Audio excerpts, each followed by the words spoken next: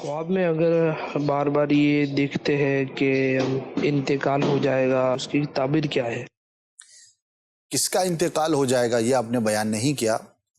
اگر کوئی کسی پریشانی میں اور قید میں ہے تو بعض صورتوں میں یہ آزادی کی بھی علامت ہوتی ہے، اور بعض اوقات بندہ کسی گناہ میں مبتلا ہوتا ہے اور اللہ پاک کی جانب سے یہ تنبیہ ہوتی ہے کہ بندہ اپنی موت کو یاد کرے اور فکر آخرت کرے۔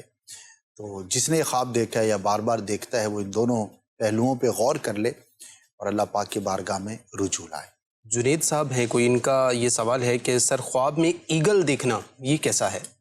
ایگل ایک بڑے اور ایک طاقتور شخص کی دلیل ہوتی ہے۔ ٹھیک ہے، جس نے دیکھا ہے تو اللہ پاک اسے قوت عطا فرمائے گا، رفعت عطا فرمائے گا، بلندی عطا فرمائے گا۔ ٹھیک ہے جی، مبارک خواب ہے جی، مبارک ہو ماشاءاللہ۔ ایک اور بھائی ہیں حبیب بن نعمان، یہ کہتے ہیں کہ سر خواب میں دانتوں کا نکلنا دیکھنا کیسا ہے، برائے کرم بتائیے گا۔ اچھا نہیں ہوتا، کسی قریبی کو نقصان پہنچنے، آزمائش میں مبتلا ہونے کی علامت ہوتی ہے۔ دعا کریں، اور خاص طور پر اگر کوئی رشتہ دار، دوست احباب میں کوئی قریبی شخص ہے اور پریشانی میں مبتلا ہے تو دعا بھی کریں اور اس کے لیے اسباب بھی کریں۔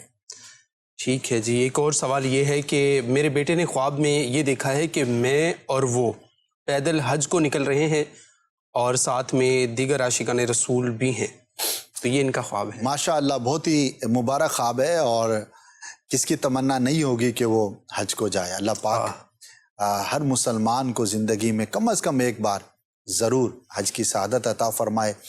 آپ کے بیٹے نے خواب دیکھا ہے تو اس کی یہ اچھی اور پازیٹیو سوچ کی علامت ہے، اور اچھی امید رکھنی چاہیے۔ حقیقت میں بھی اللہ پاک حج کی توفیق عطا فرمائے گا۔ کوشش بھی کریں، اسباب بھی اختیار کریں۔ اچھا اور مبارک خواب ہے۔